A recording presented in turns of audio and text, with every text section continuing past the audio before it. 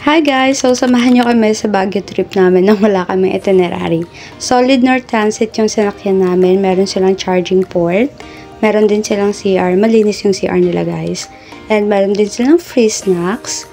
And nare-recline din yung chair nila. Smooth naman yung naging biyahe namin. Walang problema. Bumiyahe lang kami dyan ng around 5 hours and 30 minutes and nasa Baguio na kami.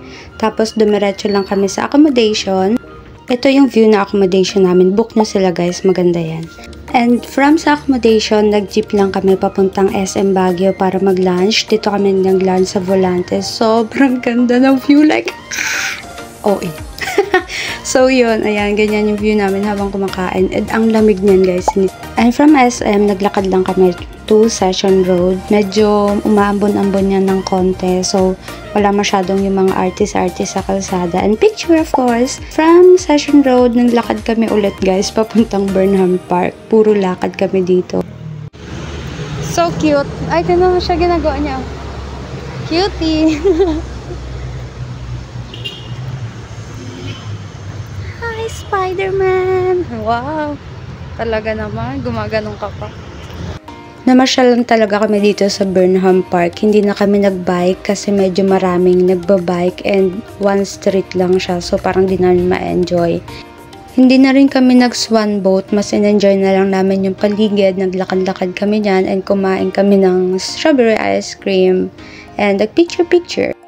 Dito kami nag-breakfast sa accommodation sa day 2 namin. And sobrang ganda ng view. Yung hamog, grabe. And medyo maulan kasi niyan. So, dyan na lang kami kumain. And from sa accommodation, walking distance lang yung Wright Park and the mansion.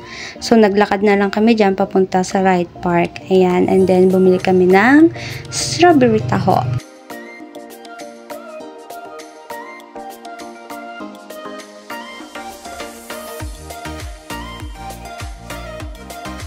And umulan na nga niyang time na yan. So, ayan, nakapayong na kami. And binabaybay na namin tong 120 steps.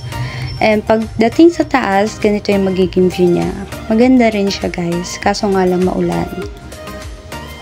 And then, tatawidin nyo lang to. Yan, ganito yung view niya sa taas. And diretso dyan, guys, the mansion na siya.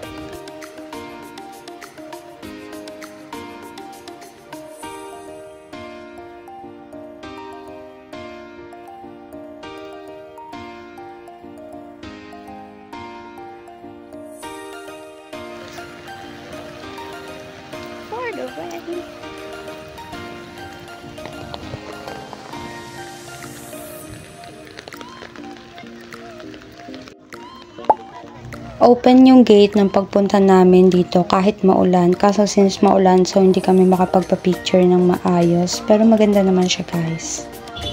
From the mansion, naglakad lang kami ulit papuntang Botanical Garden kasi guys magkakalapit lang sila. And nakarating na kami dito sa Botanical Garden. Ayan. Maulan lang talaga siya pero maganda to. Pag plantita ka, may enjoy mo dito kasi ang gaganda ng mga plants and may mga names sila. So, naglakad-lakad lang kami dyan and nag-rent kami ng Igorot attire.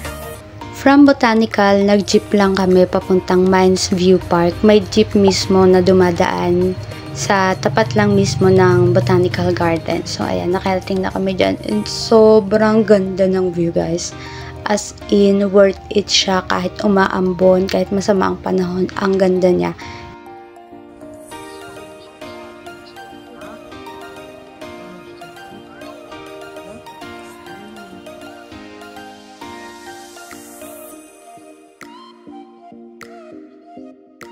And then, tong kainan namin na actually nahanap lang namin to sa TikTok. Walking distance lang siya galing sa Mines View Park. Ayan, the Miners Cabin Cafe. Masarap din yung soup nila dito guys. Masarap yung mga pagkain nila actually. Kaya dito yung pinili na namin na kainan kasi ang ganda ng view dito. Kahit umaambon, pinili namin na dito kami kumain kasi tingnan nyo yung view guys.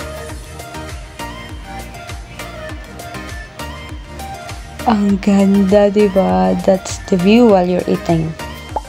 And kinagabihan, naglakad lang kami ulit dito sa Session Road kasi naghahanap kami ng makakainan. And balak kasi namin yan pumunta sa night market. Kaso, 9 PM pa pala sila nag-o-open. puro lakad talaga dito guys. Kasi maganda rin naman yung ambience kahit naglalakad ka lang kasi malamig siya.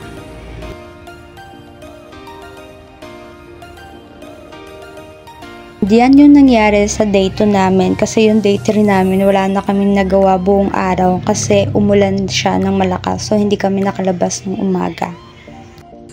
And to our last day here in Baguio, so gabi na kami nakalabas dyan kasi sobrang lakas ng ulan nung umaga. Ayan, and nagpalit lang kami dyan ng konti kasi nga since nagbabalak kami pumunta ng night markets. Umaambon-ambon pa rin noong time na to pero pinush na namin mag night market. Medyo napaaga nga kami dito kasi 9 PM is nag-o-open pa lang yung ibang mga stall. So marami pang mga stall na sarado pa. Masarap naman yung mga kinainan namin. Tinry namin yung kebab, lugaw. Masarap naman sila guys. And kaso umalis na rin kami kasi umuulan na and grabe yung hamog. Sobrang ganda. Wala na kaming makitang sobrang hamog. Pagka mahina yung bunbunan mo.